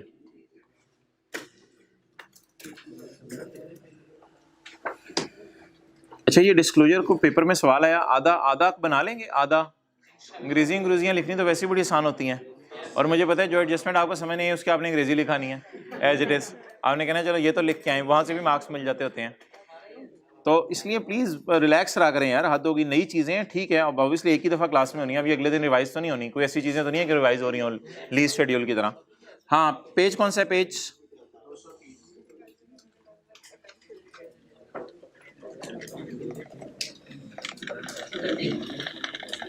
230। ओए होए होए होए, करंट एसेट्स। कौन से एसेट्स जी? किसका डिस्क्लोजर है? Current assets. In respect of debts receivables from associates and related parties. Associates and related parties, there shall be disclosed the name of each associate and related party. टिक करते जाए, क्या क्या जी? The name of associate बता दिया। Name तो यह by default आ जाएगा ना, नेम अलग से बताने की जरूरत नहीं पड़ेगी। कैंड पे दोबारा लिख रहे हो, इसका नाम स्ट्रॉबेरी था, इसका पियर था, नेम आ गया। Maximum aggregate amount receivable outstanding receivable नहीं समझ आ रहा ना पुत्र, लिख ला है। The maximum aggregate amount receivable at any time during the year, at any time during the year, calculated by reference to. हर दिन के कैरी डाउन को कंपेयर करके मैक्सिमम कैरी डाउन उठाना है, या हर महीने के कैरी डाउन को कंपेयर करके? हर महीने के कैरी डाउन को कंपेयर करके मैक्सिमम कैरी डाउन उठाना है। लिखें 12 महीने के कैरी डाउन में से हायर कैरी डाउन, 12 महीने के कैरी डाउन में से हायर कैरी डाउन, क्योंकि ये भूल जाना है फिर। आज तो समझ आ रहा है, रिवीजन करते हुए ये फिक्र अंग्रेजी का टफ टाइम देगा। 12 महीने के कैरी डाउन में से हायर कैरी डाउन उठाना है।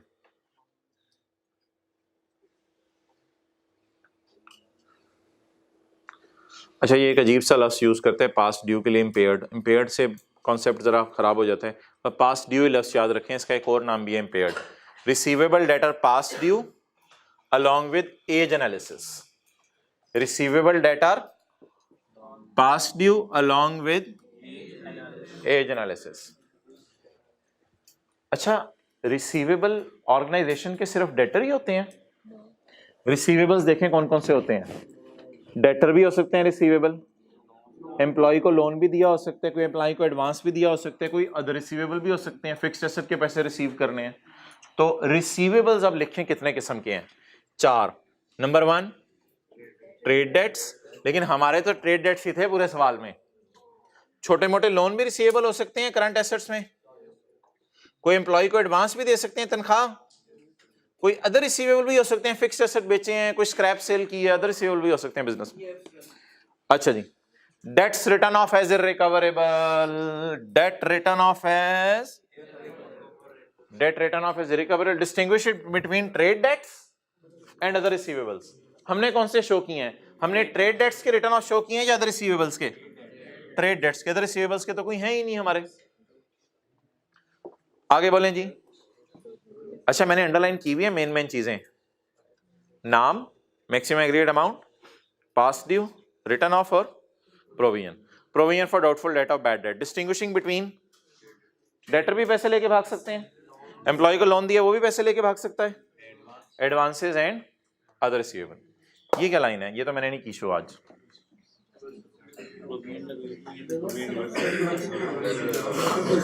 ओ भाईजान अंदाजा था ये 10 लेके भागेगा, ये पूरे 50 लेके आ गया। रिवर्सल की रीजन बता दें यार, उसकी कंडीशन अच्छी हो गई है इसलिए अब हमने सोचा अब तो प्रोविजन डालने की जरूरत ही नहीं, बल्कि वो उल्टा क्या लेके आ गया है, पैसे लेके आ गया है। अब उल्टी नहीं करनी, आप खुश होने, तो वो उल्टा पैसे लेके आ गया। डन।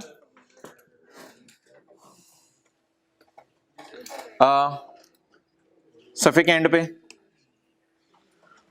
ये 2-3 लाइनें भी रहती हैं सफे के एंड पे, provision if any made for bad और doubtful debt, provision if any made, ये देखें provision if any made for bad and, ये कंपनी लॉ पढ़ा रहा हूं आपको सारा, and advances for provision for bad debt, provision for bad loan, provision for bad advances, or diminution in the value of or loss in respect of asset shall be shown as a deduction from gross amount. Diminution provision लिख लें, diminution provision should be shown as a deduction from gross amount ढूंढें, should be shown as a deduction from gross amount का मतलब बताएं भाईजान, ये gross है, इसमें से भी provision minus, it should be shown as a deduction from gross amount. Done.